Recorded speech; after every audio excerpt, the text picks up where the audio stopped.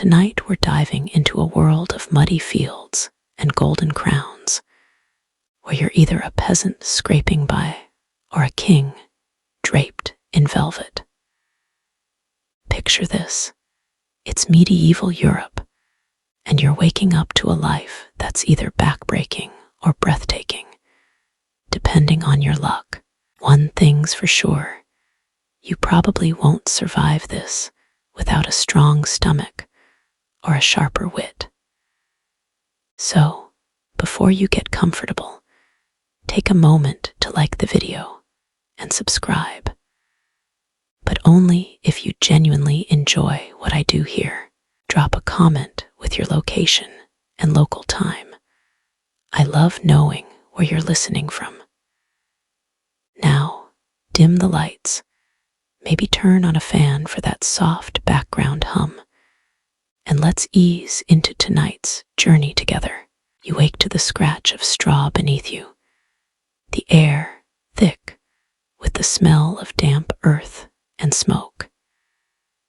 Your bed is a thin pallet on a dirt floor, and the cold seeps through the cracks of your wattle and daub hut. It's dawn, or close enough. The rooster's crow is your only clock. You're a peasant, one of millions in medieval Europe, and your day starts now. You pull on a rough tunic, stiff with yesterday's sweat, and splash icy water from a bucket onto your face. No mirror, no soap, just a quick scrub to shake off the fog of sleep. Your stomach grumbles, but breakfast is a distant hope. There's work to do first. Outside, the village stirs. Your neighbors, hunched and weary, shuffle toward the fields. You grab a wooden hoe, its handle worn smooth by years of use, and join them. The Lord's manor looms in the distance, a stone reminder of who owns your labor. You're tied to this land, a serf, not quite a slave, but not free either. Historians still argue whether serfdom was just slavery with extra steps, but you feel the weight either way. Your days are dictated by the seasons, the church, and the Lord's whims. Miss a day's work, and you'll owe extra dues or worse. The field you're headed to is a patchwork of strips, each family working their own narrow plot. You dig into the soil, heavy with clay, and your back aches within minutes. The plowman nearby curses as his ox stumbles, and you smirk. Last week, he tried to cheat you out of a turnip at the market. Village life is tight-knit, but not always kind. You share tools, gossip, and grudges. A quirky tidbit: some peasants believed burying a toad in the field would guarantee a good harvest. You haven't tried it yet, but the way this season's going, you might. The sun climbs, and sweat stings your eyes. You're planting barley, the crop that keeps the village alive. Bread, ale, and porridge all depend on it. A bad harvest means hunger, maybe starvation. The Black Death, which swept through a century ago, killed nearly half the peasants in Europe, a grim fact etched into every villager's memory. You mutter a prayer to St. Cuthbert, hoping he'll keep the pests and blight away. Your faith is practical, born of survival, not sermons.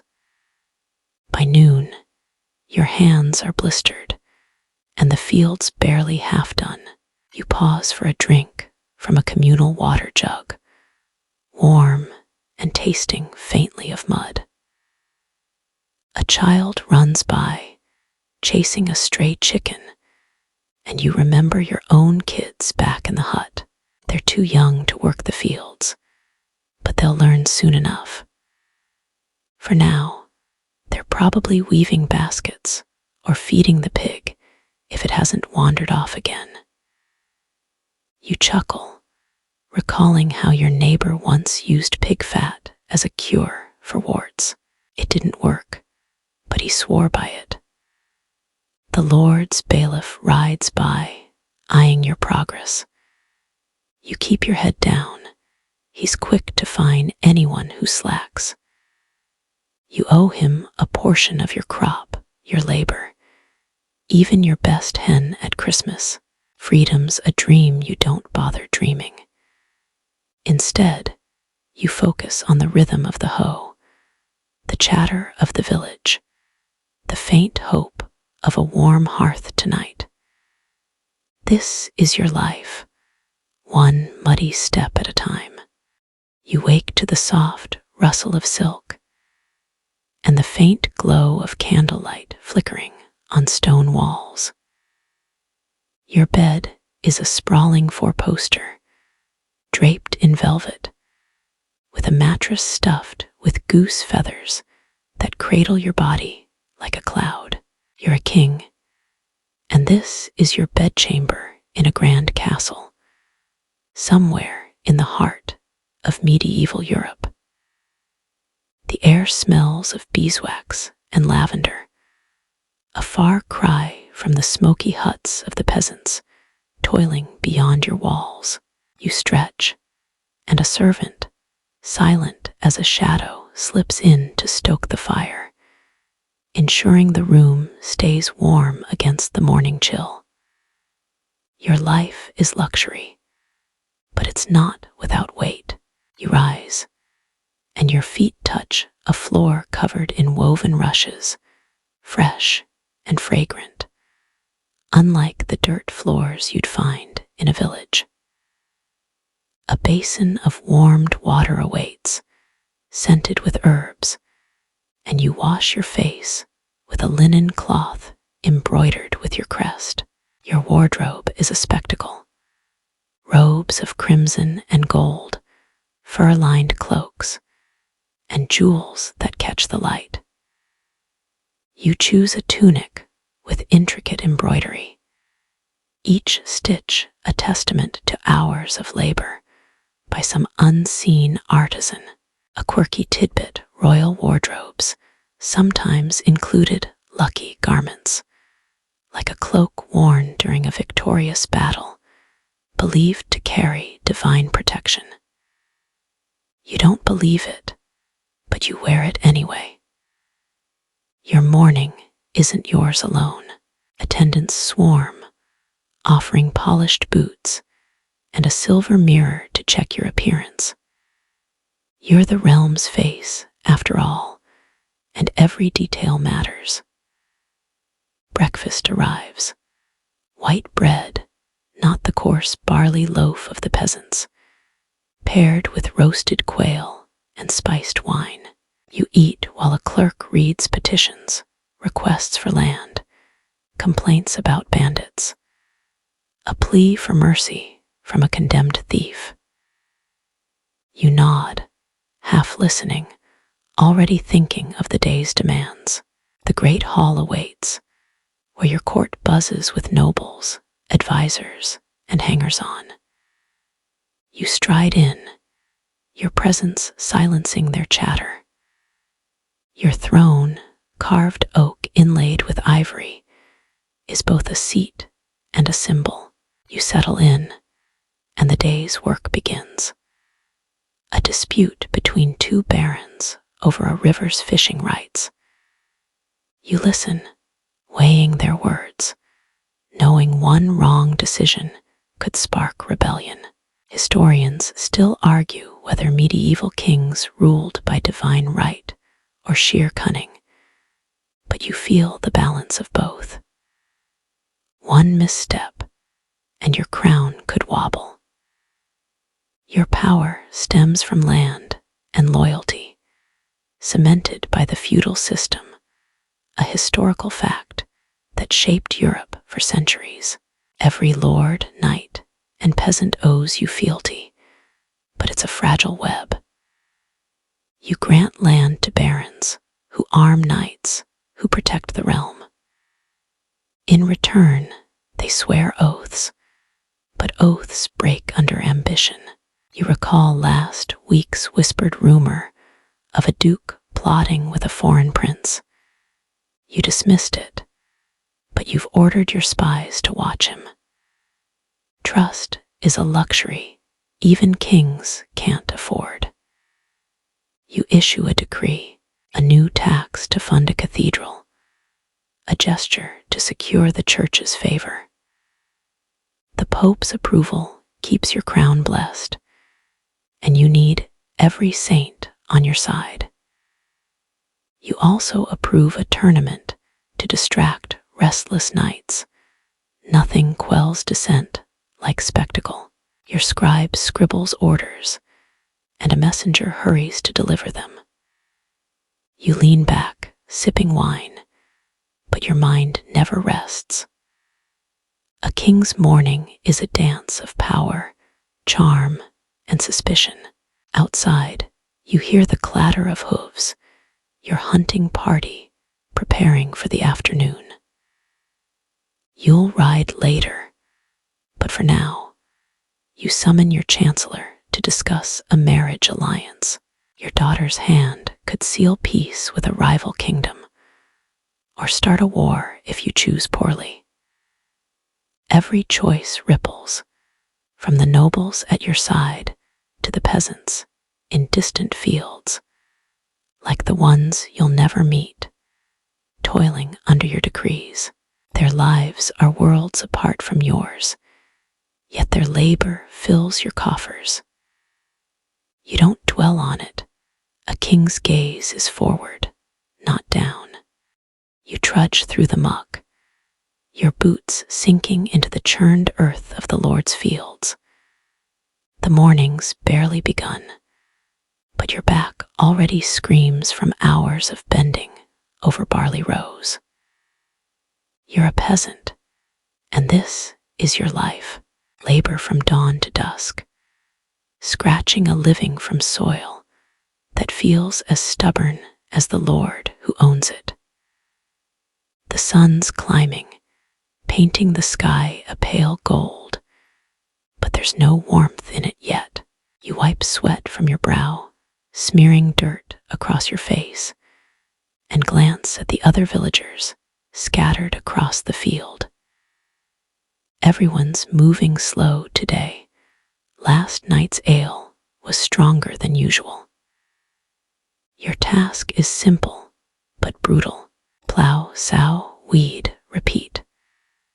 The strip of land you work is yours to farm, but not to own. It's the Lord's, like everything else, your tools, your time, even the seed you're planting. You owe him days of labor each week, a historical fact that binds every serf to the manor.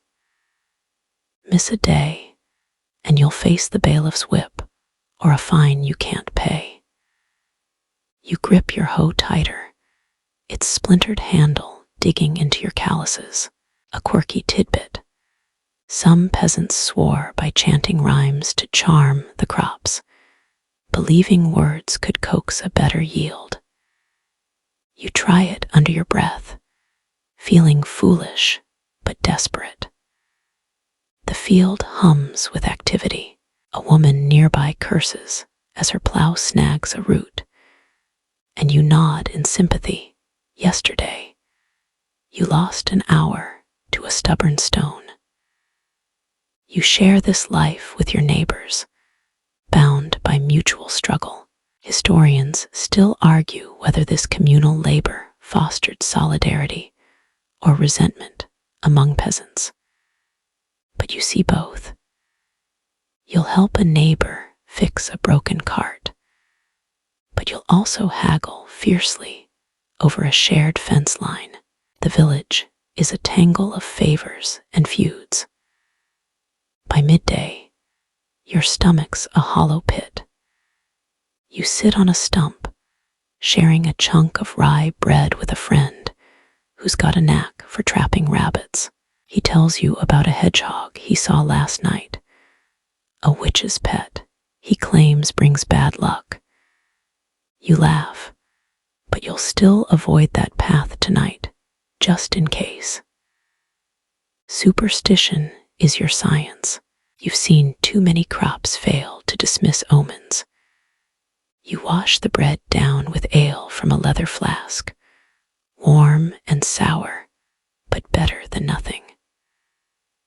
The Lord's manor looms on the hill, its stone walls mocking your wooden hut. Your work isn't just planting. You haul manure, mend fences, and chase off crows that eye your seeds like thieves. Every task is a gamble against nature. The Great Famine of 1317, a grim memory passed down from your parents, starved entire villages when rains wouldn't stop. You scan the sky, praying it holds. Your family depends on this harvest, your wife, weaving at home, and your kids, who are out gathering firewood. They're learning young that survival isn't free. The bailiff rides by again, his horse kicking up clods of earth. He shouts at a boy who's stopped to rest, and you keep your eyes down, focusing on the rhythm of your hoe. You owe the Lord 3 days this week to repair his barn, on top of your own work. Refuse, and you'll lose your plot, or worse, your freedom. You think of the market tomorrow, where you'll trade a few eggs for salt. It's a small hope, but it keeps you moving. The day stretches on, each swing of the hoe a reminder. This land isn't yours, but it's all you've got. You sit on your throne, the weight of the crown pressing against your temples, as the great hall hums with the murmurs of your court. You're a king, and this is your domain, a world of velvet cloaks, whispered alliances, and the constant dance of power. The morning's petitions are done, but your real work begins now, governing a realm that's as fractious as it is vast. You adjust your ermine-trimmed robe, its weight a reminder of the eyes watching your every move. Servants glide silently, refilling goblets, while nobles linger, their smiles hiding agendas. Your first task is a council meeting. You summon your advisors, barons, bishops, and a sharp-eyed chancellor who knows more than he says. They gather around a heavy oak table, its surface scarred from years of heated debates. Today's issue: a border dispute with a neighboring kingdom. Your scouts report their knights encroaching on a valley you claim. War is costly, but weakness invites rebellion. You listen as your chancellor suggests diplomacy, while a grizzled baron pushes for a show of force. Historians still argue whether medieval kings were true strategists or just figureheads propped up by cunning advisors. But you know every choice rests on your shoulders. You issue orders, send envoys to negotiate, but ready the garrisons. The feudal system, a historical fact that's held Europe together for centuries, demands you balance loyalty and fear. Your barons swear fealty, but their castles brim with private armies. You recall that market you'll never visit, where peasants barter eggs, the ones toiling to feed your knights. Their labor funds your power, but you don't dwell on it. Instead, you draft a charter granting a loyal duke more land, ensuring his support. Loyalty is bought, not given. A quirky tidbit: some kings kept astrologers on retainer, believing the stars could predict a rival's next move. You don't trust the charts, but you let your court astrologer ramble about Mars alignment. It keeps the superstitious nobles calm. You turn to the next task, a petition to fund a new bridge. It'll ease trade, but the cost will squeeze the treasury. You approve it, knowing merchants will sing your praises, even if peasants groan under the tax. Your scribe scribbles, sealing your will into parchment. The afternoon brings a thornier issue. A bishop demands you punish a village for harboring heretics. The church's grip is tight, and defying it risks excommunication, a death sentence for your legitimacy. You agree to send knights, but quietly order them to be lenient. You need the church's blessing, but you also need that village's grain. Balancing faith and pragmatism is your tightrope. You think back to the cathedral you funded, its stone walls rising as a monument to your piety and power. As the day wears on, you receive a foreign ambassador bearing gifts, a jeweled dagger, and a cryptic letter hinting at an alliance. You smile, offering wine, but your mind churns. Is this a friend or a trap? You dispatch a spy to dig deeper, a reminder that trust is a luxury you can't afford.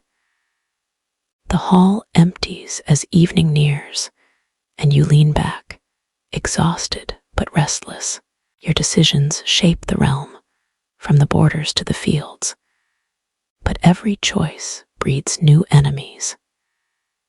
You glance at the fire, its warmth a fleeting comfort in a life where power is both your shield and your cage. You step into the village market, a chaotic swirl of voices, smells, and colors that hits you like a gust of wind. It's mid-morning, and the sun beats down on the muddy square, where peasants like you gather to barter, gossip, and escape the grind of the fields. Stalls of rough wood line the path, piled with turnips, coarse cloth, and the odd basket of eggs. The air hums with the bleating of goats, the cluck of chickens, and the sharp haggling of neighbors trying to outsmart each other. You clutch a small sack of barley, your surplus from last harvest, and hope to trade it for a bit of salt, or maybe a needle to mend your wife's torn kirtle. You weave through the crowd, dodging a cart pulled by a weary donkey. A baker shouts about her bread, baked with the same barley you toil over, though hers is flecked with herbs you can't afford. You pause at a stall where an old woman offers dried apples. You barter half your barley for a handful, her wrinkled smile sealing the deal. Markets like this were the heartbeat of medieval villages, a historical fact that tied scattered hamlets into a web of trade and survival. Without them, you'd be stuck eating plain porridge for months. A quirky tidbit: some traders swore by market charms, like tying a red thread around a basket to ward off thieves. You don't believe it, but you notice the woman's stall has won, and her apples haven't been snatched. You move on, nodding to a neighbor who's arguing over a scrawny hen. The market's a stage for village drama. Feuds flare over a cheated deal, and friendships form over shared ale. Historians still argue whether these markets fostered community or just masked the desperation of peasant life, but you feel both. thrill of a good trade and the gnawing worry of stretching your goods till next harvest. A minstrel strums a lute in the corner, singing of a knight's valor probably made up, but it draws a crowd. You linger, letting the music ease the ache in your bones from yesterday's fieldwork. You spot the Lord's bailiff eyeing the stalls, likely calculating taxes. You slip behind a cart. You can't afford his attention. Last week, he fined a tanner for selling hides without permission. You've got no love for the tanner. He shorted you on a belt, but you hate the bailiff more. You trade the rest of your barley for a small clay pot, a rare luxury for your hut. The potter brags it was fired in a kiln, blessed by St. Dunstan, and you roll your eyes, but take it. Superstitions everywhere, like that crocodile dung sunscreen you heard about from a traveler. You chuckle, imagining smearing it on your kids. The markets also where news spreads. A flood 2 villages over. A peddler's tale of a dragon sighting. You listen, skeptical but curious, storing stories to share at the hearth tonight. As the sun climbs higher, the crowd thins. You head back, pot in hand, passing a butcher slaughtering a pig, a grim reminder of the scarcity you all face. Meat's a treat you'll only taste at harvest festivals, if you're lucky. The market's left you lighter, not just in goods, but in spirit. For a few hours, you're not just a serf tied to the Lord's land, you're a trader, a neighbor, a storyteller. But the fields wait, and tomorrow's labor looms. You glance back at the market's fading bustle, already bracing for another day under the Lord's shadow. You glide through the stone corridors of your castle, the clink of your jeweled rings echoing faintly against the walls. You're a king, and this is your world, a labyrinth of power, where every whisper could be a dagger in disguise. The great hall's pomp is behind you now.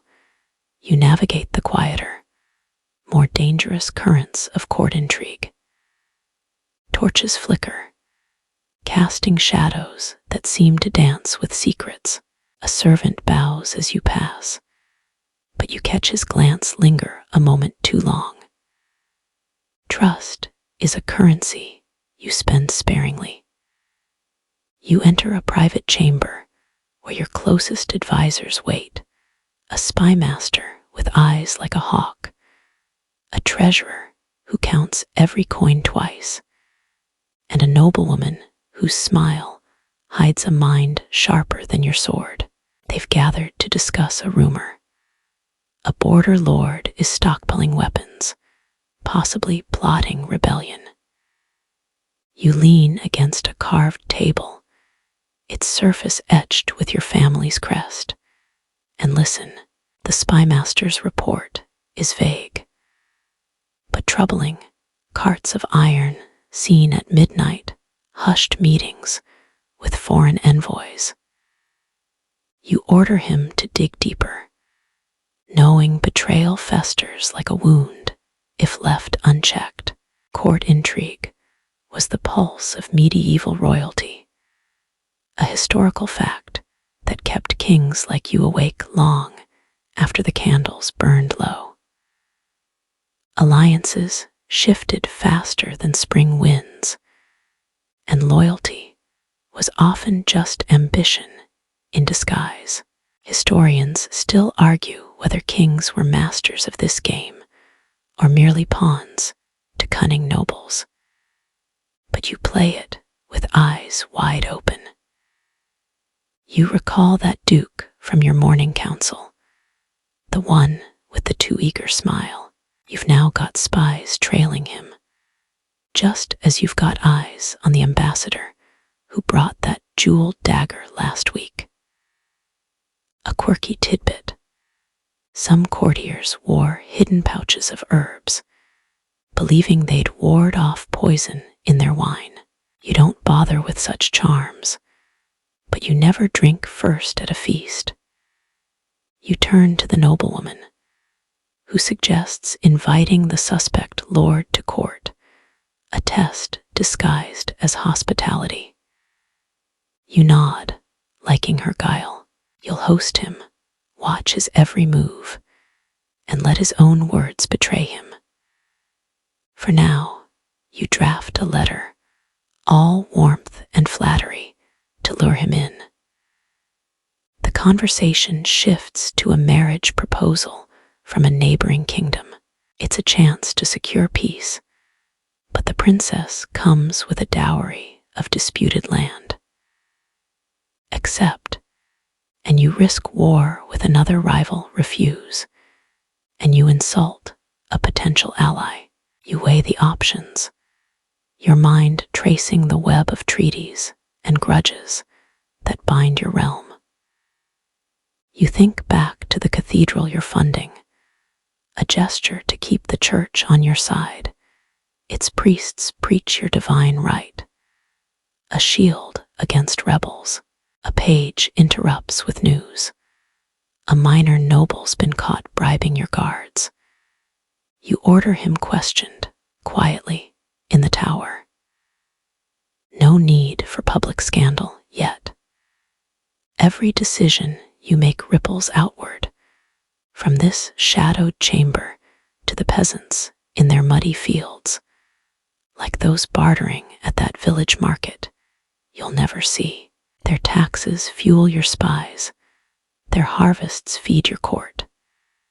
You don't linger on their struggles, your gaze is fixed on the chessboard before you. As evening falls, you dismiss your advisors, but the weight of their words lingers. You pace to a window, gazing at the torchlit courtyard below. Knights train, their swords clanging, while servants haul firewood. Everyone plays their part in your machine of power. But the whispers never stop, and neither does your vigilance. You turn back to the chamber, ready to draft another letter, weave another alliance, or unmask another traitor. In this castle, peace is just the pause between plots. You crouch by the dim glow of your hearth, the smoky warmth barely cutting the chill in your peasant hut. It's evening, and the day's labor in the fields has left your bones heavy, your hands raw. You're surrounded by your family, your wife stirring a pot, your kids huddled close, their faces smudged with dirt from gathering kindling. Supper's on, and it's no feast. A thin pottage of barley, leeks, and a few wilted herbs you foraged from the forest's edge. You scoop it into wooden bowls, the steam rising in faint wisps. It's not much, but it's what you've got, and sharing it feels like a small victory against the day. The hut's cramped, its walls patched with mud and straw, letting in drafts that make the fire flicker. You sit on a stool, the only furniture besides a wobbly table and the straw pallets where you'll all sleep. Your meal's a daily ritual, one that binds villages like yours across medieval Europe, a historical fact of survival through communal eating.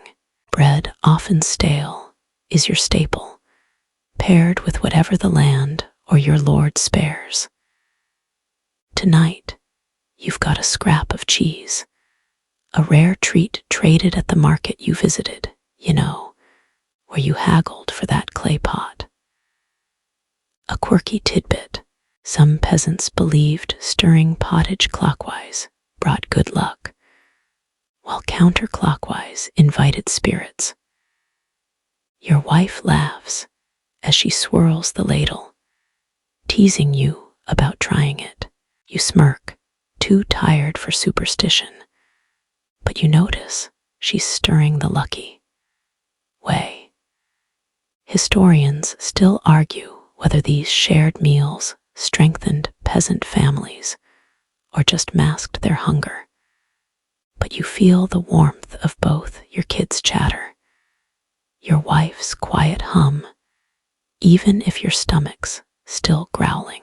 You break the bread, passing chunks to your children, who gobble it like it's a king's banquet. Your youngest, barely 5, asks for a story, so you spin one about a fox outwitting a wolf, a tale your father told you. The fire crackles, and for a moment, the Lord's taxes and the bailiff's glare feel distant. But reality creeps in. You owe a tithe to the church tomorrow, 1/10 of your grain, and the Lord's demanding extra labor to fix his mill. You glance at the pot, knowing it's got to last another day. Food scarcity shaped peasant life, a grim fact etched into history by famines like the one your parents survived. You've heard of villages eating grass or worse when crops failed. You say a quick prayer to St. Anthony, hoping your harvest holds. Your wife mentions a neighbor who tried a cure for hunger, boiling old leather into broth. You both laugh, but it's a grim sound. Survival's a game of scraps and stubborn hope. As the meal ends, you bank the fire, saving embers for morning.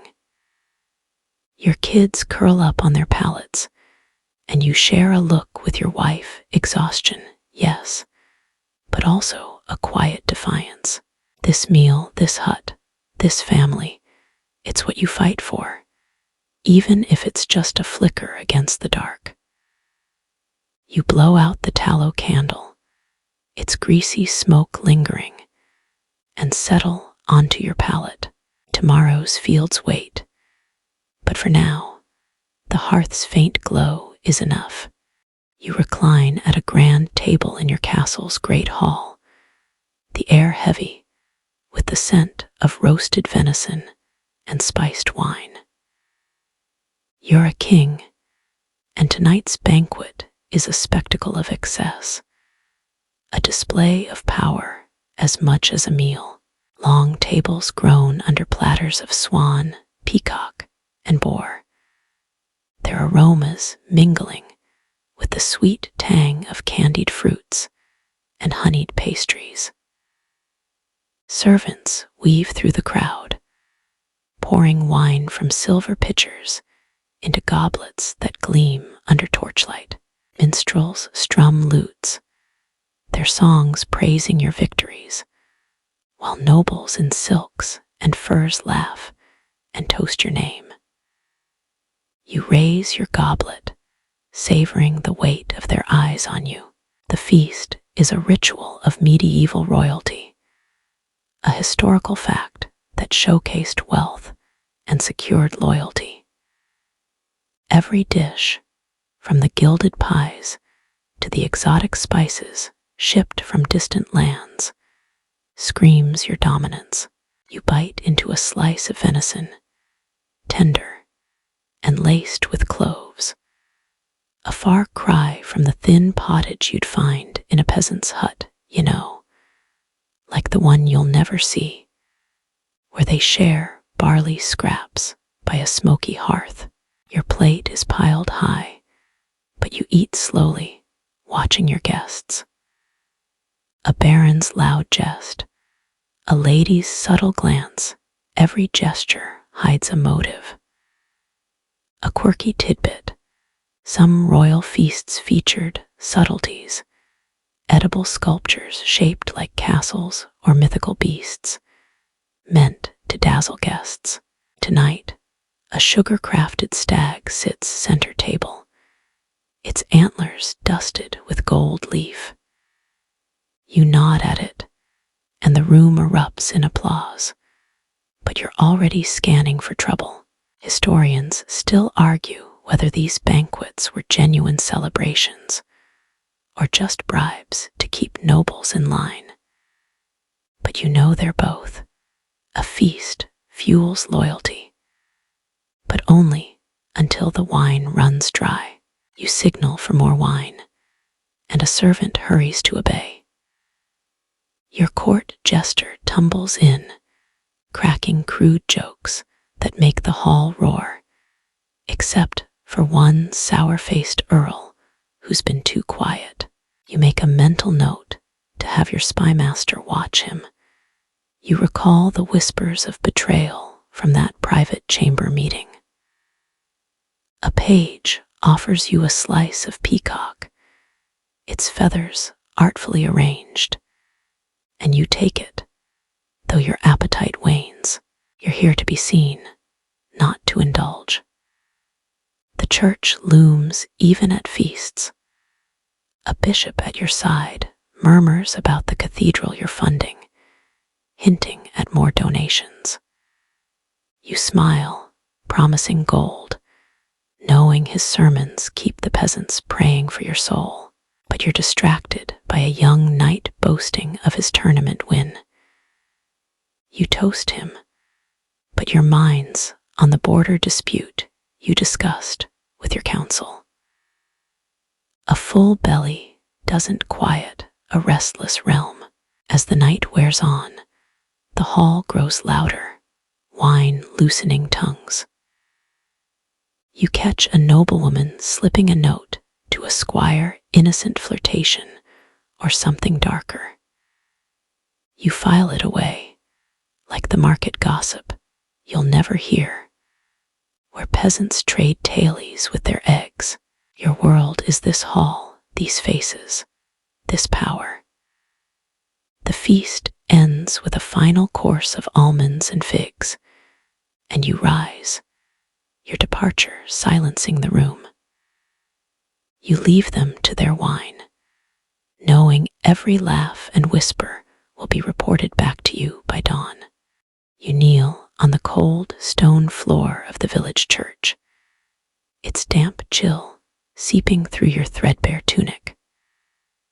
The air smells of mildew and wax, and the flickering light of tallow candles casts shadows on the rough-hewn walls.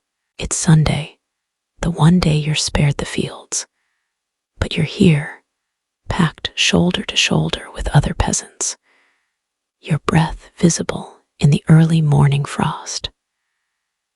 The priest drones in Latin, words you barely understand, but you bow your head, clutching a wooden cross you carved yourself. Faith isn't just belief, it's the rhythm of your life, tying you to the village, the seasons, and the Lord's demands. The church is the heart of your world, a historical fact that shaped medieval peasant life. It's where you're baptized, married, and buried, where you seek salvation from a life of toil. You mutter prayers to St. Christopher, hoping for protection from the floods that ruined last year's crop. Your neighbors kneel beside you, their faces etched with the same weary hope. You spot the potter from the market, the one with the blessed clay pot, whispering her own pleas. A quirky tidbit: some villagers believed tying a saint's relic to their wrist could ward off evil spirits. You don't have a relic, but you've seen others try it, clutching bits of bone like lifelines. The priest's sermon warns of hellfire, urging you to pay your tithe, a tenth of your grain, even if it means hunger. You grimace, thinking of the barley you traded at the market. Historians still argue whether the church was a comfort or a chain for peasants, but you feel both. It promises heaven, but its tithes bite harder than the Lord's taxes. You slip a few grains into the collection box, all you can spare, and pray it's enough to keep the priest off your back. Outside, the churchyard buzzes with chatter. It's a rare moment to gossip news of a sick cow, a betrothal, or that hedgehog your friend swore was a witch's pet. You linger, swapping a story about a storm you think St. Cuthbert calmed. Faith shapes your days. You mark time by saints' feasts, not calendars, and every plow or harvest comes with a prayer. The Black Death, a grim memory from your parents' tailies, killed half your village, and you've seen enough to believe in curses as much as blessings.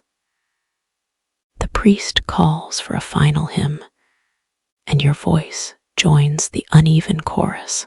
You're no singer, but it feels good, like the communal pottage you shared by the hearth. The church's hold is ironclad, skip mass, and you'll face fines or worse, whispers of heresy. You think of the Lord's Manor, where the bailiff probably prays for your obedience. Faith binds you to them, to this village, to a God who feels both near and impossibly far. As you shuffle out, the bell tolls, echoing over fields you'll return to tomorrow. For now, you carry its sound home, a reminder of the divine order you're told to trust. You stand in the shadow of a half-built cathedral, its towering arches rising like a prayer in stone, funded by your royal coffers. You're a king, and this grand project is your legacy, a monument to your piety and power that will outlast your reign. The air hums with the clink of masons' chisels and the shouts of laborers hauling limestone. You're here to inspect progress, your velvet cloak brushing the dust as you stride past scaffolds. Bishops and architects bow, their faces a mix of reverence and nervous ambition. You nod, but your eyes are on the spire, piercing the sky like a claim on heaven itself. Religion is your ally and your leash, a historical fact that defined medieval kingship. The church crowns you, declares your rule divine, but expects your gold and obedience in return. You're pouring a fortune into this cathedral, knowing every stone buys you favor with the Pope and with God, if the priests are right. You recall the village church those peasants huddle in, you know, the one with the leaky roof and Latin chants. Their tithes trickle up to you, but you funnel them here, to spires and stained glass they'll never see. A quirky tidbit: some kings had their portraits hidden in cathedral carvings, a sneaky bid for immortality among the saints. You've ordered a small likeness of yourself tucked into a gargoyle. Let the ages find it. Historians still argue whether kings built cathedrals for faith or for control. But you know it's both. You need the church's blessing to keep rebellious barons in line, but you also feel the weight of your soul's fate. You mutter a prayer to St. Peter, half habit, half hope.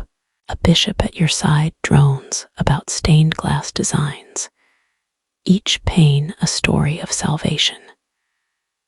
You approve the funds, though the cost stings, your treasuries strained from that border dispute you're still navigating. The church's power rivals your own. Defy it, and you risk excommunication, a fate that could topple your crown. You think of the heretics you spared in that village, a secret mercy to keep their grain flowing. Balancing faith and pragmatism is your daily tightrope. You pause by a mason carving a saint's face, his hands steady despite the cold. He's a craftsman, not a serf, but his life's closer to those market peasants than to yours. You don't linger on him. Your mind's on a letter from the Pope, urging you to join a crusade. It's a chance for glory, but also a drain on your nights and gold. You'll stall, citing the cathedral's needs. Faith is your shield, but it's also a sword the church wields over you.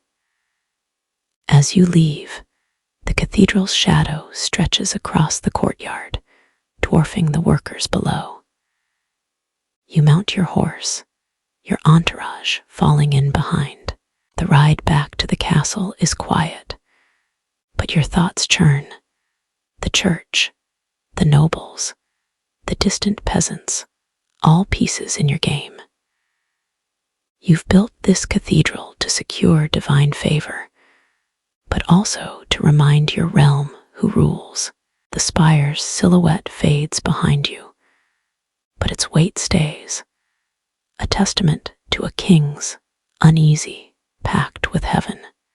You sit on the dirt floor of your hut, the flickering hearth casting shadows across the cramped space. Your children huddle close, their small hands tugging at your patched tunic as you mend a torn basket with a splintered reed. You're a peasant, and this is your family, your wife kneading dough for tomorrow's bread, your eldest whittling a stick, your youngest asleep on a straw pallet.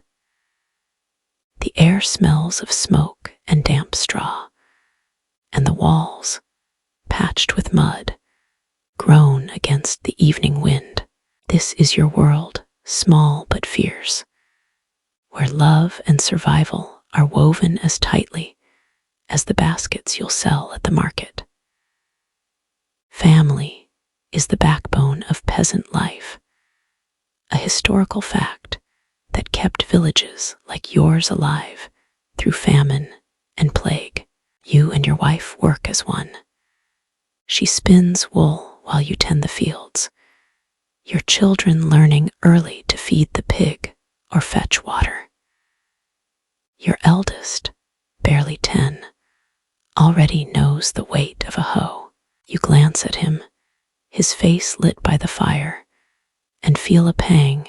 He's got your stubborn jaw, but your wife's quick laugh. You think of the market, where you traded for that clay pot, a small gift for this crowded home. A quirky tidbit: some peasants believed a sprig of thyme under a child's pillow kept nightmares at bay. Your wife tucked one under your youngest's pallet tonight, and you don't argue. It's a comfort, like the stories you tell. Historians still argue whether peasant families were bound by necessity or genuine affection, but you know it's both.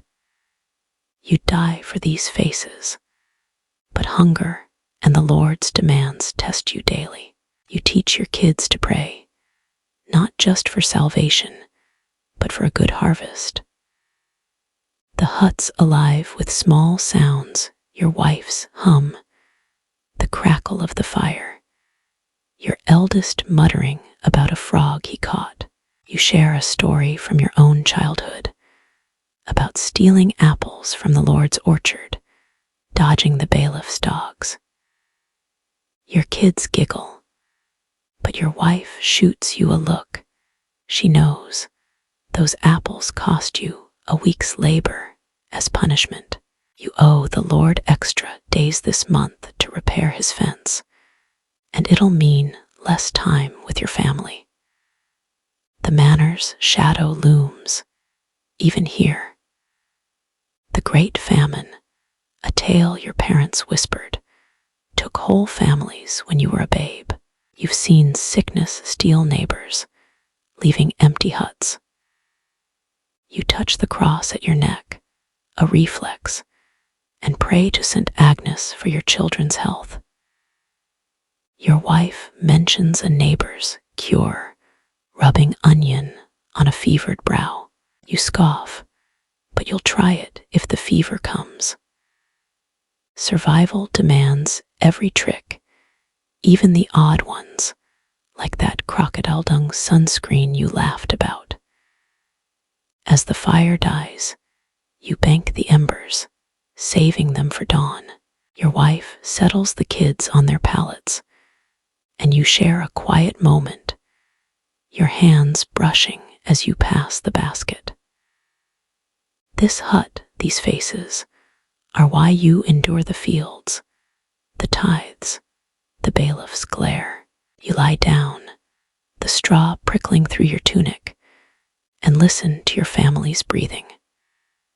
Tomorrow's labor waits, but tonight, this small, smoky world is enough. You sit in your private chamber, the air heavy with the scent of parchment and sealing wax, as you pore over a map of your realm. You're a king, and your dynasty's future rests on the chessboard of marriage alliances. Candlelight flickers across the table, illuminating inked borders and the names of noble houses, each a potential ally or threat. Your advisors hover a chancellor with a quill poised, a noblewoman whose sharp eyes miss nothing, ready to counsel on your next move. Your daughter's hand is the prize, a bargaining chip to secure your crown's legacy, and you feel the weight of every choice. Marriage was the glue of medieval power, a historical fact that stitched kingdoms together or tore them apart. A well-placed betrothal could bring peace, land, or armies, but a misstep could spark war. You're eyeing a union with a foreign prince, his kingdom rich in trade routes, but prickly with old grudges. You recall the cathedral you're funding, its spire a nod to divine favor. Marriage, like faith, is another tool to cement your rule.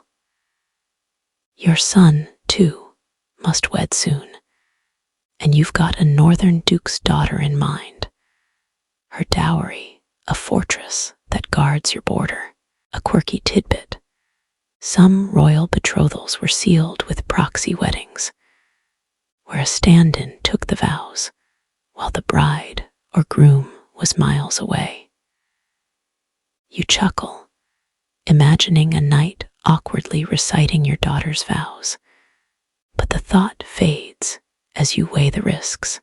Historians still argue whether kings orchestrated these marriages for strategy or were pressured by scheming nobles.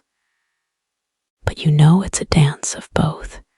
Your will shapes the match, but your counsels, whispers nudge your hand. You draft a letter to the foreign king, offering your daughter's hand with promises of mutual defense. Your chancellor suggests sweetening the deal with a trade concession, but you hesitate. It'll strain your treasury, already stretched by that banquet's excess. You think of the peasants in their market, bartering scraps, while your coffers fund diplomacy. Their lives are distant, but their taxes make this game possible. You seal the letter, the wax stamped with your crest, and hand it to a courier. A knock interrupts. A spy reports on that rebellious lord you invited to court.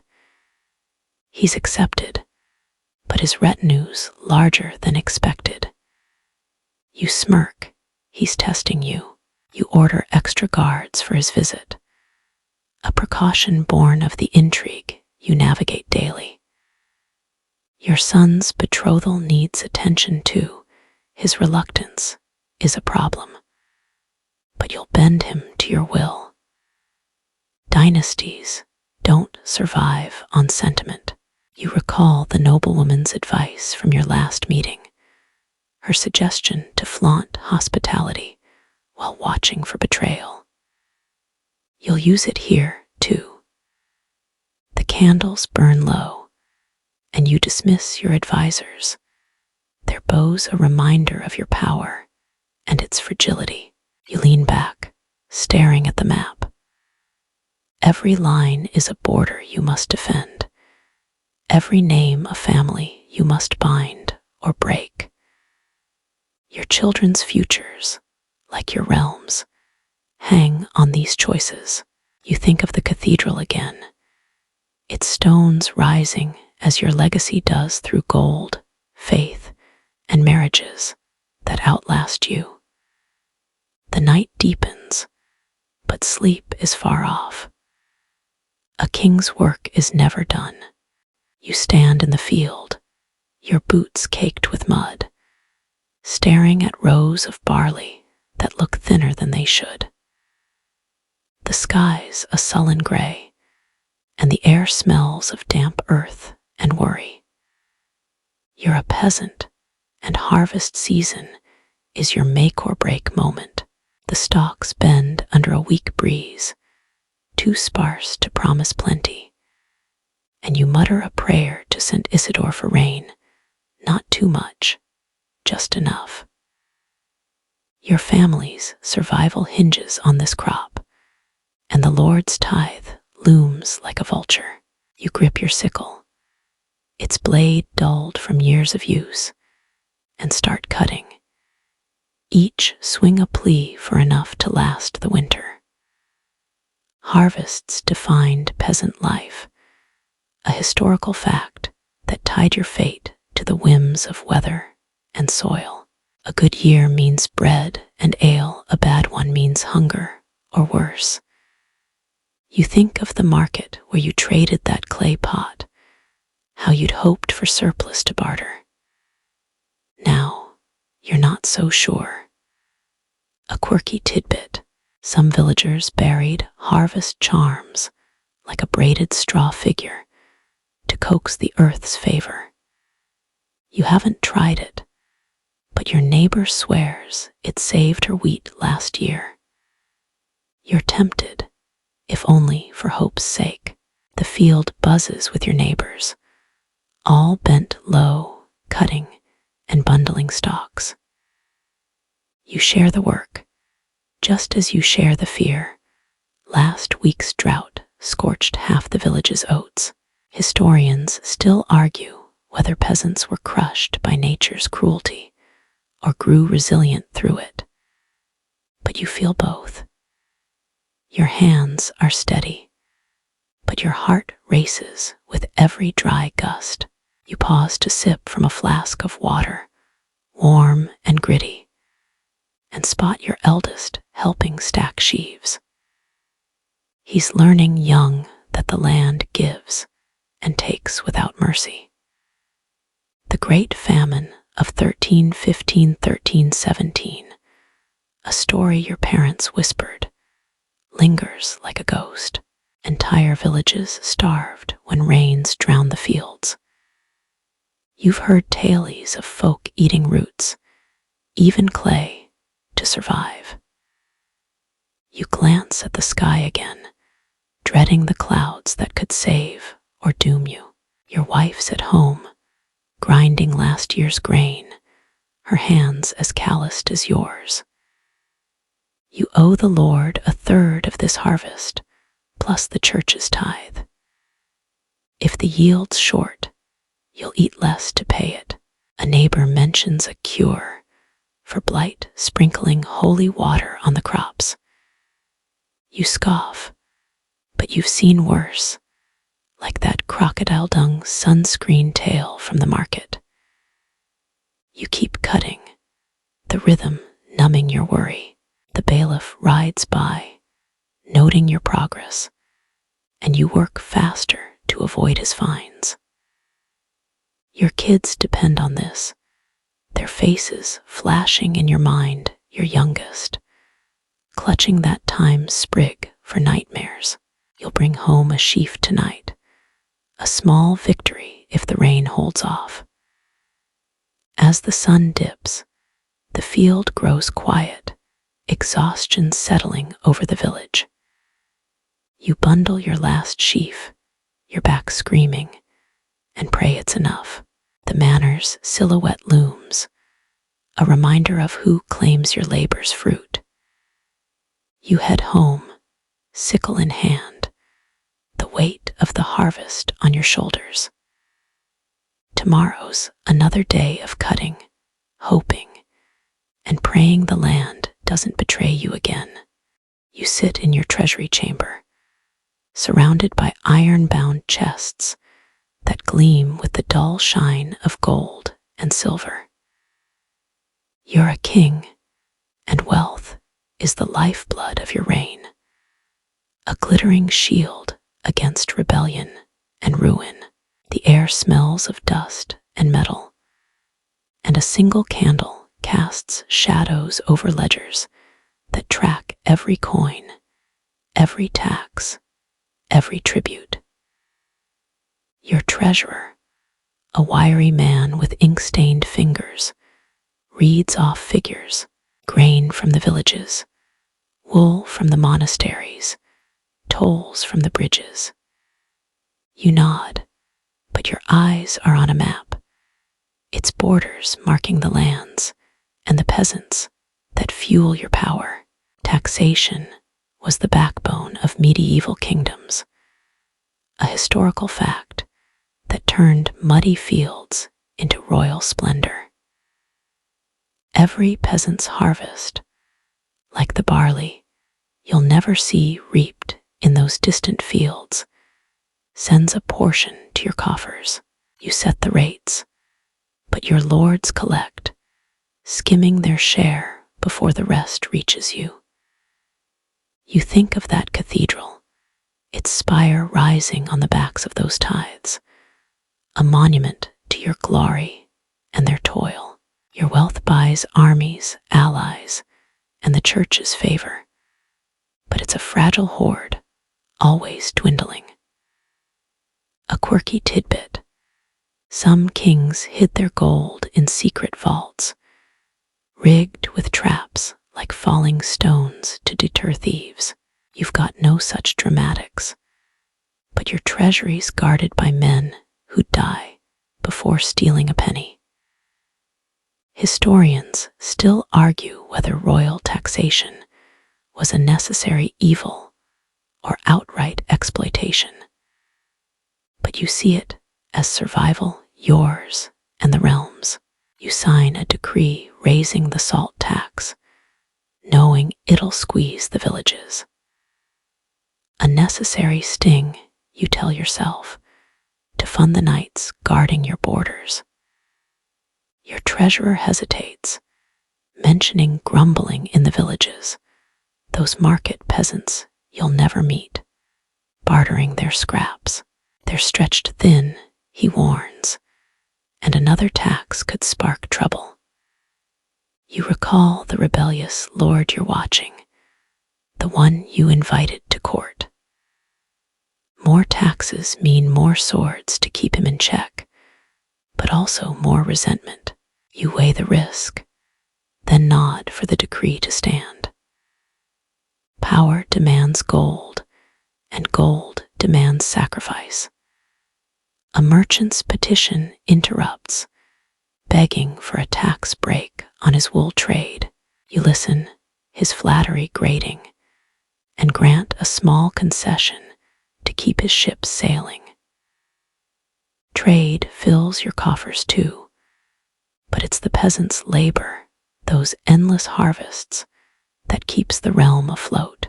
You think of the famine stories they whisper, how a bad year starves them while your banquets overflow. You push the thought aside. A king's gaze is upward, not to the fields. The candle gutters as your treasurer drones on about minting new coins. You approve, but order a slight debasement, less silver, more copper to stretch the treasury. It's a trick as old as kingship, but it risks inflation, and you know the merchants will notice. You lean back, the weight of the crown heavier than the gold before you.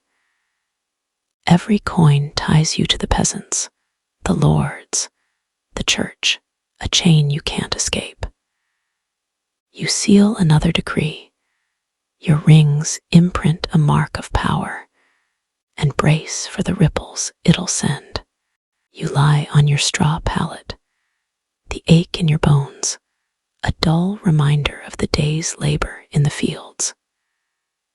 The hut's dark, save for the faint glow of embers, and the air carries the sharp tang of smoke and unwashed wool. You're a peasant, and sickness is a shadow that creeps too close. Your youngest coughs in her sleep, her small body curled beside you.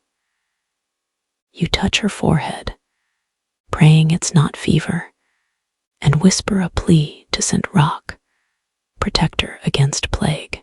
Your wife stirs, offering a rag soaked in herb-infused water, the best you can do in a world where medicine is more hope than science.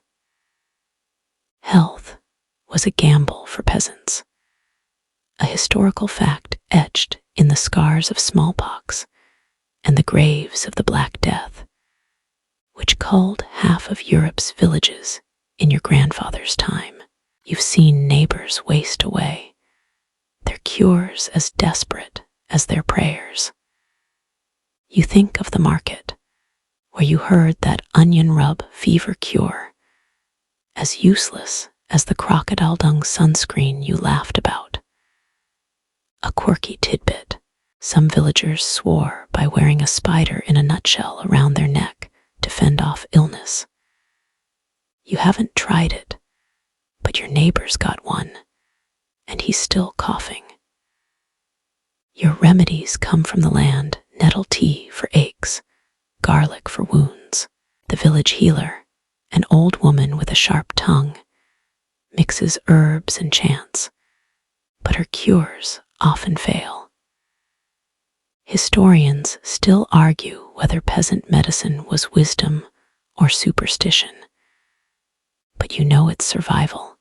Every poultice and prayer is a fight against death's grip. You wrap your daughter tighter in her blanket, her cough quieter now, and hope the morning brings relief. The Lord's manor offers no help. His physicians don't visit huts. You owe him labor tomorrow, sick child or not, and the church demands a tithe even when you're starving. You recall the harvest, how you prayed for rain to save your barley. A bad crop means less food, weaker bodies, more sickness. Your wife murmurs about a neighbor who tried boiling willow bark for fever. You'll ask for some tomorrow, though you doubt it'll work. Every cure feels like a roll of dice. Your eldest, awake now, asks if the priest's blessing could help. You nod, but you're skeptical. His sermons didn't save your brother from dysentery. The church's hold is strong, but its miracles are scarce. You think of the cathedral the king's building, its stones paid for with your grain, while your family shivers. You push the bitterness down. Anger won't cure a cough. Instead, you hum a lullaby, the same one your mother sang, and watch your daughter's breathing ease. The night stretches on, and you lie awake, listening to the wind rattle the hut. Your family's health, like your harvest, is a fragile thread. You'll rise at dawn, work the fields, and pray the cough fades. For now, you hold your daughter close, the warmth of her small body, a quiet defiance against the dark. You recline in your velvet-draped chamber, a fur-lined robe shielding you from the castle's drafty chill. You're a king, and a slight ache in your shoulder, nothing to a peasant, but a crisis to you, has summoned your personal physician. The room smells of lavender and myrrh, and a fire roars, casting light on shelves lined with glass vials and leather-bound tomes. The physician, a bearded man in a black cloak, bows low before examining you with tools polished to a gleam. He mutters about balancing humors, then offers a tonic of wine and crushed herbs. You sip it, grimacing at the bitter tang, but trust his skill. Royal medicine was a world apart from peasant remedies, a historical fact that separated your life from the muddy huts where they boil willow bark. Your physicians, trained in distant universities, wield knowledge of anatomy and astrology, their treatments costly but precise. You recall the village healer's spider-in-a-nutshell charm, a tale you overheard from a servant, as quaint as that crocodile dung sunscreen peasants whispered about. A quirky tidbit: some royal doctors prescribed powdered unicorn horn, really just narwhal tusk, for its supposed healing powers. You've tried it once, skeptical but curious, and felt no different. The physician checks your pulse, muttering about the stars' alignment. You wave off his astrology. You're more concerned with the border tensions you discussed in council. Health is power, and a king's weakness invites vultures. Historians still argue whether royal physicians were true healers or glorified courtiers.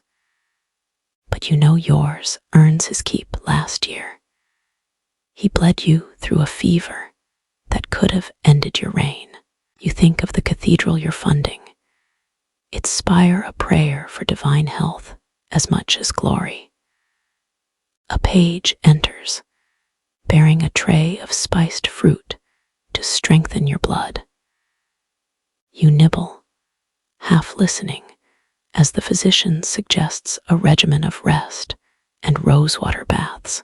You nod, but your mind's on the rebellious lord arriving soon. A healthy king projects strength, and you'll need every ounce to face him.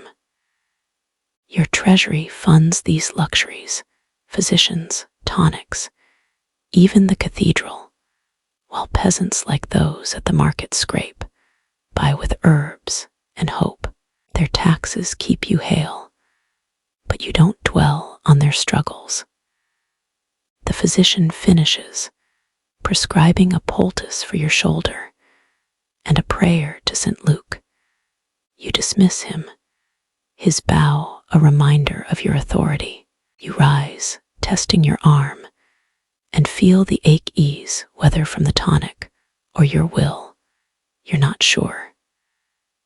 The castle hums beyond your door. Advisors plotting, knights training, servants hauling wood. Your health is their stability, and you guard it fiercely.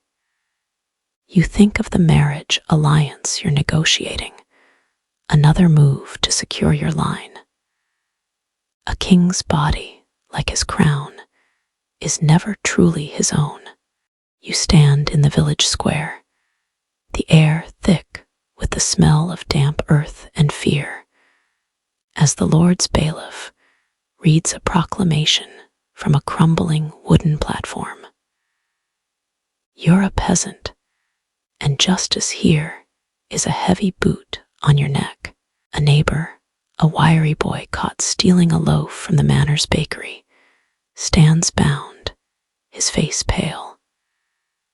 The bailiff declares a fine 3 days' labor or a public whipping. The boy's mother weeps, knowing he can't pay. You shift uneasily, your hands still gritty from the fields, and keep your eyes down.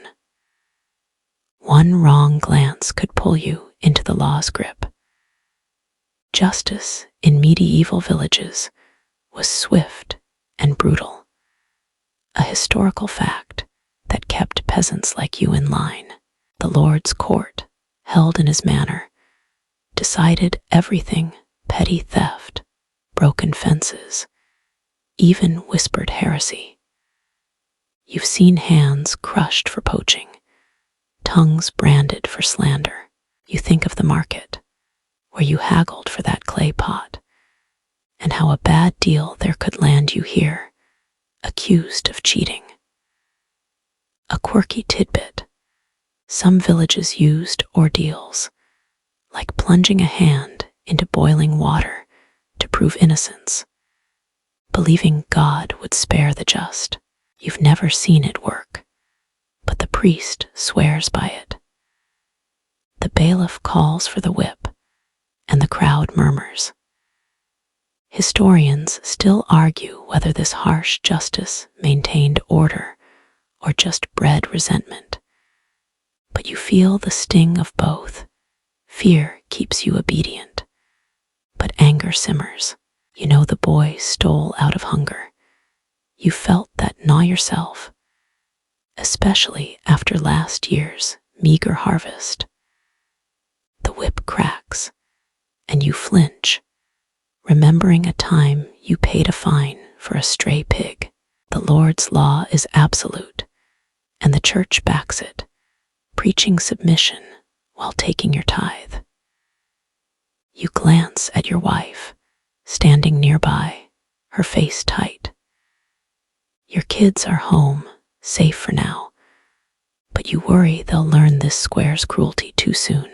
The boy's punishment ends, and he stumbles away, bloodied but alive. The crowd disperses, whispering of the bailiff's greed. He's been known to pocket fines. You think of the cathedral the king's building, its stones funded by your labor, while justice here feels like theft. You've heard tales of peasants dodging punishment by fleeing to towns, but leaving means losing your land, your family's lifeline. As you head home, the square's grim echo lingers. You pass the church, its bell tolling like a warning. You mutter a prayer to St. Michael, not for justice, but for protection from this system that binds you. The fields wait for tomorrow, and you'll work them, knowing one misstep, a broken tool, a missed tithe could bring you back to this square. For now, you focus on the path home, to your hut, your family, and the fragile safety of your hearth. You sit on your throne, the carved oak creaking under your weight, as a petitioner kneels before you in the great hall. You're a king, and justice is your sword, wielded to carve order from the chaos of your realm. The petitioner, a merchant with a trembling voice, claims a baron seized his goods without cause. The hall hums with nobles and scribes, their eyes sharp, waiting for your verdict. You lean forward, your crown glinting in the torchlight, and demand the baron's side. Justice isn't just law, it's a performance, a reminder of your absolute power. Royal justice was the cornerstone of medieval rule, a historical fact that bound your subjects to your will. Your courts, held in this hall, or on circuit through your lands, settle disputes from stolen cattle to treason. You've ordered hangings for rebels and pardons for loyalists, each choice a thread in the tapestry of your reign. You think of that village square, where peasants like those at the market face the bailiff's whip for petty crimes. Their justice is crude, yours is grand, but no less brutal when needed. A quirky tidbit: some kings used trial by combat to settle disputes, believing God would guide the victor's sword. You've never allowed it, too risky for your authority, but the idea lingers in old charters. Historians still argue whether royal justice was divine mandate or calculated control. But you know it's both. You rule by God's grace, but your word shapes the realm. You summon the accused baron who strides in, his arrogance barely veiled. He claims the merchant's goods were smuggled, dodging your taxes.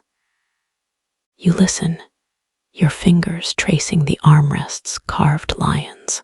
The merchant's tale rings true, but the baron's loyalty funds your nights. You recall the taxes you raised, squeezing those peasants to fill your treasury. Justice must balance power and fairness, or rebellion brews. You rule in the merchant's favor, ordering the goods returned, but find the baron lightly, a slap to his pride, not his purse. The hall murmurs approval, but you catch the baron's glare. You'll watch him, like that rebellious lord you've invited to court. A scribe records your verdict, parchment rustling. Another case follows, a knight accused of raiding a monastery. You sentence him to a pilgrimage, a nod to the church, whose cathedral you're funding. Every ruling reinforces your divine right, but also your pragmatism. Alienate the church or nobles, and your crown wobbles. You think of the peasants' harvest, their labor fueling your justice, your armies, your legacy. Their world is distant, but its weight is in every coin and verdict. The hall empties as evening falls, leaving you alone with your thoughts. You've dispensed justice, but each choice plants seeds of loyalty or resentment. You rise, the throne's weight lingering in your shoulders, and head to your chamber. Tomorrow brings more petitions, more balances to strike. For now, the hall's silence is your only respite. A king's justice, never truly at rest. You sway to the rhythm of a fiddler's tune, your bare feet scuffing the trampled grass of the village green. It's a rare festival, a harvest celebration, and the night air hums with laughter and the scent of wood smoke and roasted apples. You're a peasant, and for once, the field's weight lifts as you join your neighbors under a sky pricked with stars. Torches flicker, casting golden light on faces usually drawn with toil. You grab your wife's hand, spinning her in a clumsy dance, her laugh brighter than the bonfire. Tonight, you're not just a serf, you're alive. Festivals were rare oases in peasant life, a historical fact that gave villages like yours a fleeting taste of joy. Harvest feasts, saints' days, or weddings brought music, food, and a chance to forget the Lord's taxes. You sip warm ale from a shared jug, stronger than the watery stuff you drank at that market where you got the clay pot. A quirky tidbit: some villagers believed dancing in a circle under the full moon ensured a bountiful next harvest. You're not sure you buy it, but you're circling anyway, caught in the music's pull. The green buzzes with life, children chase each other, a juggler tosses apples, and an old man tells a tale of a saint outwitting a dragon. Historians still argue whether these festivals were true relief or just a Lord's trick to keep you content. But you feel the lift in your chest. You share a skewer of roasted turnips, a treat saved for tonight, and pass it to your kids, who giggle through sticky fingers. The Lord's bailiff lurks at the edge, watching, but even he sips ale tonight. You think of the harvest, how you prayed for rain to save your barley. Tonight's bounty, meager compared to a king's banquet, feels like a miracle. You recall the church's sermons, urging gratitude, and for once, you agree. The fiddler shifts to a slower tune, and you pull your wife close, her warmth a shield against tomorrow's labor. You've heard of peasants fined for dancing too late, but you risk it, just for a few more steps. A neighbor offers a story about a lucky dance that cured a barren field. You laugh, thinking of that crocodile dung sunscreen tale, but you don't stop moving. The church bell tolls, signaling midnight, and the crowd thins. You linger, reluctant to return to your hut's damp walls. The Lord's manor looms in the distance, a reminder of the tithes and labor waiting. But tonight, with the fire's glow and your family's laughter, you steal a moment of freedom, however fleeting. You stand on a raised platform, the roar of the crowd washing over you like a wave. You're a king, and this tournament is your stage, a dazzling display of might and wealth to dazzle your court and cow your rivals. The field before your castle sparkles with banners, the air sharp with the clang of steel and the thunder of hooves. Knights in polished armor joust below, their lances splintering as nobles cheer from canopied stands. You lean forward, your crown glinting, and raise a hand to signal the next match, your authority as clear as the trumpets blaring. Tournaments were the medieval equivalent of royal spectacle, a historical fact that let kings like you flex power without drawing blood, at least. Not always. They kept knights sharp, nobles loyal, and the realms gaze on your grandeur. You think of the peasant festival you'll never see, their clumsy dances on a village green, a faint echo of this splendor. A quirky tidbit, some tournaments featured a fool's joust, where jesters rode donkeys to mock the knights. You've skipped that today. Your court prefers blood and glory. The crowd roars as a knight unhorses his rival, dust rising like a storm. You nod, noting his colors. He's from a border lord's house, one you're watching since that whispered plot in your chamber. Historians still argue whether tournaments were sport or political theater, but you know they're both, a chance to reward loyalty and spot ambition. You toss a gold ring to the victor, its gleam a reminder of your treasury's might, funded by the taxes of those market peasants toiling far from here. A feast will follow, with tables groaning under roasted boar and spiced wine, dwarfing the turnips those villagers shared at their festival. You spot your chancellor murmuring with a foreign envoy, likely discussing that marriage alliance you're weaving. Tournaments are diplomacy, to your wealth and strength on display to deter enemies. You recall the cathedral you're building. Its stones another show of power, paid for by the same peasants who'll never see this field. A young squire stumbles, dropping a lance, and the crowd laughs. You smile, but your eyes scan for the rebellious lord you invited. He's here, clapping too loudly, his retinue larger than promised. You'll host him tonight, wine him, watch him. The next joust begins, and a knight's shield cracks, the sound sharp in your ears. Every lance, every cheer, is a pulse of your realm's heart, one you must keep beating, no matter the cost.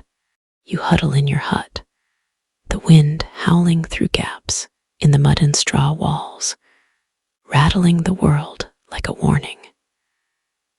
Winter's grip is tight, and the air inside smells of damp wool and the faint smoke of a struggling fire.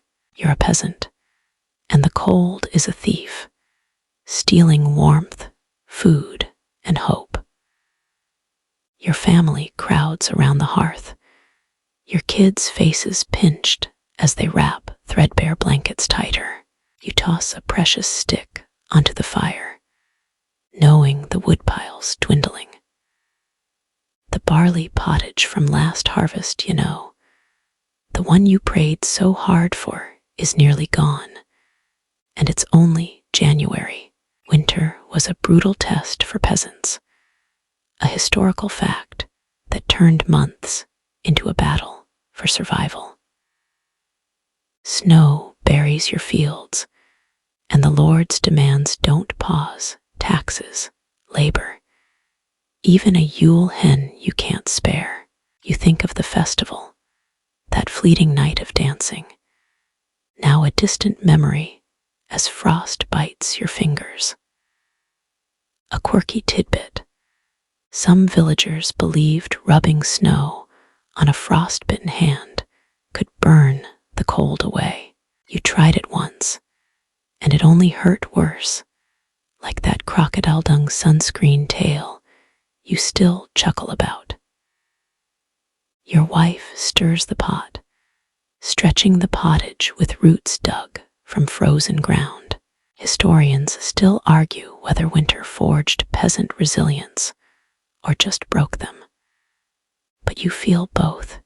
Your hands are steady, splitting kindling. But fear gnaws at you. The great famine stories haunt you, when snow and hunger killed whole families.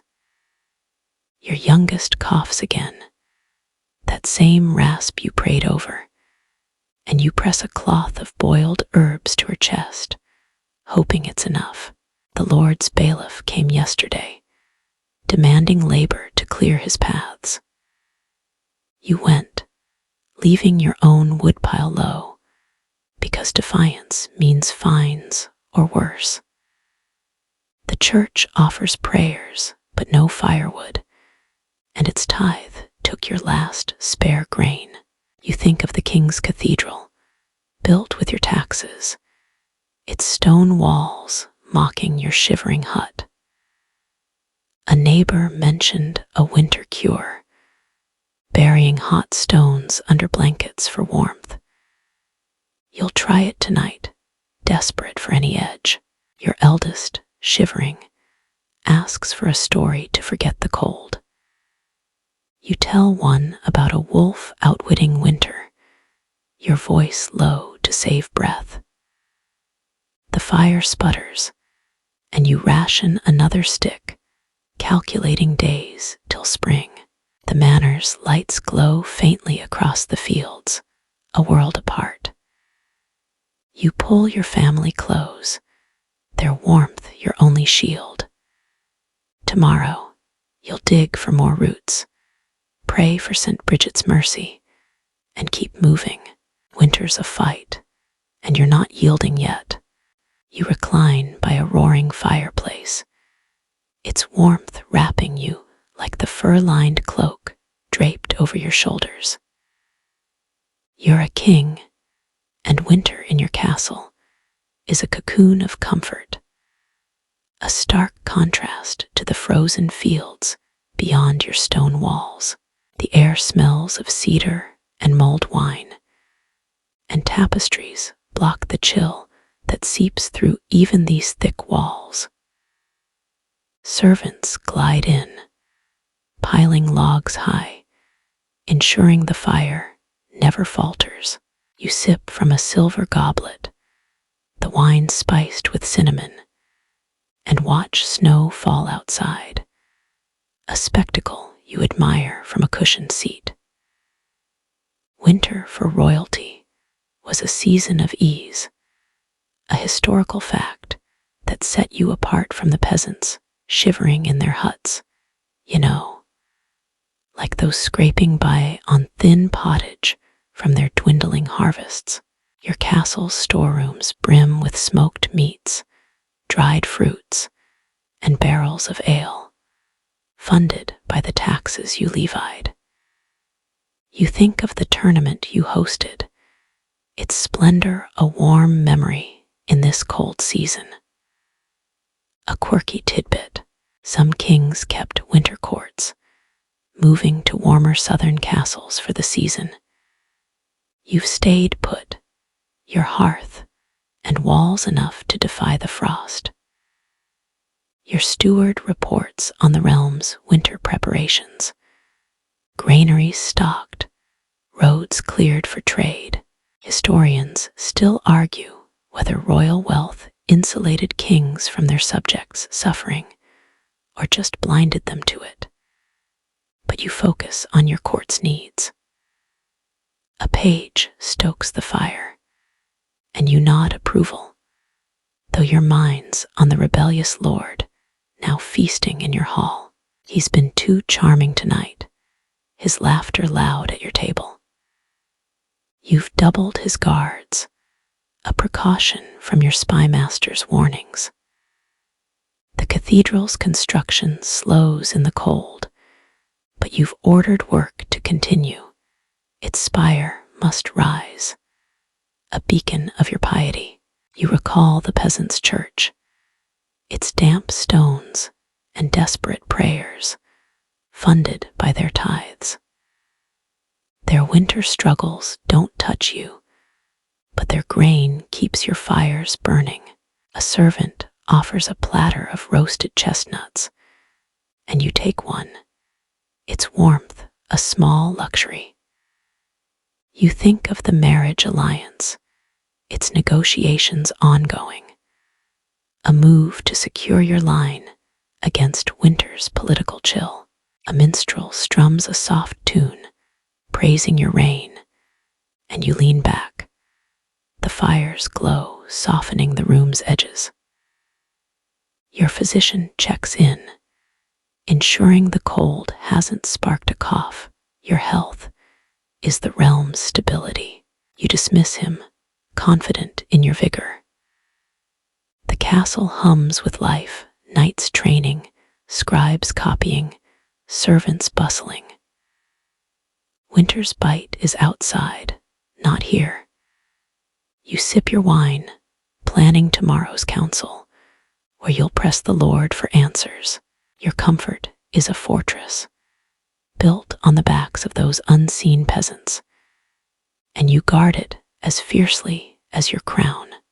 You huddle in the dim corner of a neighbor's hut, the air thick with the smell of damp straw and whispered defiance. You're a peasant, and tonight, the village's anger simmers like the weak fire struggling in the hearth. The Lord's latest demand extra labor to rebuild his granary, while your own roof's leak has pushed the village too far. You're here with a handful of others, faces shadowed, voices low, talking of resistance. It's dangerous. The bailiff's spies could be anywhere, and the manor's justice, like that whipping in the square, is merciless. But hunger and cold make you bold.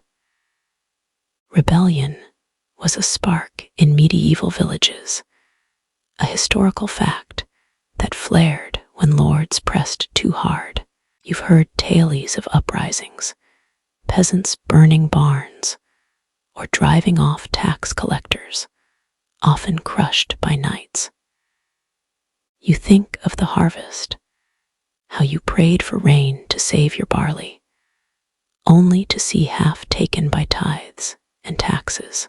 A quirky tidbit: some rebels hid messages in hollowed-out bread loaves, passed at markets like the one where you got that clay pot. You haven't tried it, but the idea's tempting as you murmur about refusing the Lord's next call. Your neighbor, a wiry farmer with a scar from a long-ago fine, argues for action, hide tools, slow work, maybe sabotage the granary. Historians still argue whether peasant rebellions were desperate cries or organized defiance. But you feel both, rage at the Lord's greed and fear of his swords. You glance at your friend, the one who believed in that hedgehog curse, now nodding fiercely. The group agrees to start small, skip a day's labor, claim illness. It's a risk, but so is starving. The church's shadow looms, its sermons preaching obedience while taking your grain for that cathedral. You mutter a prayer to St. Jude, patron of lost causes, hoping for courage. You recall the festival, its fleeting joy now fueling this resolve. A woman suggests spreading word to nearby villages, a dangerous move that could grow the spark or betray you all. You think of your kids, asleep in your hut, their thin faces driving your anger. The Lord's manner, glowing across the fields, feels like a taunt. A creak outside silences you. All fear of the bailiff freezes your breath. It's just the wind, but the scare lingers. You agree to meet again under cover of the next market. The plan's fragile, like the winter pottage you're rationing, but it's a start. You slip home, the night hiding your steps, and lie beside your wife, her warmth a reminder of what's at stake. Tomorrow, you'll work the fields, eyes down, but the whisper of rebellion burns in your chest, a fire the Lord can't stamp out yet. You stand in the castle's war room, the air sharp with the scent of oiled steel and old parchment. You're a king, and rebellion's sour whiff has reached your ears, whispers of peasants hiding tools, defying their lords, maybe even plotting in secret huts. The map before you marks your realm's borders, its villages like the one where they dance at festivals, now simmering with unrest. Your generals, clad in chainmail, await your orders, their faces grim. You trace a finger over the rebel region, knowing a spark there could burn your crown if left unchecked. Military might was the fist of medieval kingship, a historical fact that crushed dissent and secured your throne. Your armies, funded by taxes from those market peasants, are knights and levies ready to ride at your word. You think of the tournament, its polished lances, a pale shadow of the bloodied swords you'll need now. A quirky tidbit: some kings sent heralds to rebels, offering mercy before slaughter, more theater than kindness. You're considering it, but the rebellious lord you hosted, the one with the loud laugh, might be fanning these flames. You'll deal with him next, your spymaster reports. The peasant's defiance is small but spreading, like the whispers you heard in that village meeting you'll never see. Historians still argue whether kings crushed rebellions to protect order or just their own power. But you know it's both. Unrest threatens your realm's fragile web. You order a show of force. Knights to patrol the village, seize leaders, and burn a barn as warning. Mercy can wait, fear works faster. You recall the cathedral, its spire rising on peasant taxes, a symbol they now resent. A general suggests summoning the Lord's own men to quell his serfs, testing his loyalty. You nod, liking the double edge. It punishes the peasants and binds the Lord tighter to you. You think of the marriage alliance, its delicate threads now at risk if rebellion spreads. Your treasury, stretched by banquets and cathedrals, can fund a quick campaign, but a prolonged one could break you. You sign orders for provisions, grain from those same peasants who'll go hungrier for it. The room grows quiet as scribes copy your commands. You glance at a sword on the wall, its blade etched with your crest, a reminder of the blood behind your crown. The peasants' defiance, like their barley pottage, is a small thing, but small things grow. You'll crush this spark, as you did the merchant's complaint in court, with a balance of force and cunning. The generals bow, and you dismiss them. The map's inked villages await on your mind. Your throne demands order, and you'll pay any price to keep it. You sit by your hut's dying hearth, the faint crackle of embers barely holding back the night's chill. Or you rest on your throne, its carved oak, a cold reminder of your crown's weight. You're both peasant and king, two lives woven into the same tapestry of medieval Europe, each thread a story of struggle or power, yet both fleeting under history's long shadow. As a peasant, you trace the calluses on your hands, earned from fields that fed a kingdom you'll never know. As a king, you gaze at your realm's map, its borders drawn by your will, but sustained by those unseen toilers. Your legacy, whether in mud or gold, is what lingers when the fire fades. Legacies defined medieval lives, a historical fact that bound peasant and king to a shared, fragile hope of being remembered. You, the peasant, carve your initials into a wooden beam, a quiet mark for your children to find.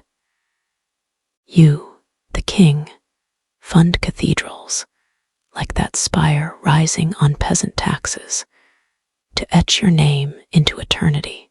You think of the market, where you bartered for a clay pot, or the tournament, where knights clashed for your glory, moments that felt eternal but vanish like dust. A quirky tidbit, some peasants buried legacy stones, with their names scratched on, hoping future fields would yield their memory. You've never tried it, but you understand the urge. Historians still argue whether legacies were built by individual will or the era's grinding machinery. But you feel both. Your peasant labor feeds a village. Your royal decrees shape a realm. As a peasant, you tell your kids stories of your youth, hoping they'll carry your name past your grave. As a king, you seal a marriage alliance, binding your bloodline to future crowns. Both acts are defiance against oblivion, the ones writ in straw, the other in parchment. You recall the rebellion you whispered of, or the army you sent to crush it, two sides of a coin, each fighting for control over a fleeting life. The peasant's harvest, the king's treasury, the church's bells all pulse with the same question. What lasts? You, the peasant, hold your wife's hand, her warmth a legacy no lord can tax. You, the king, sign a charter, its ink a bid for immortality. Both of you pray to St. Jude or divine right for something to endure. The night deepens. In the hut, you bank the fire, your family's breathing a soft rhythm. In the castle, you dismiss your scribes, the hall's silence heavy. Your lives' mud-caked boots or velvet robes are but a flicker in time's vast weave. Yet each choice, each labor, each decree leaves a mark, however small.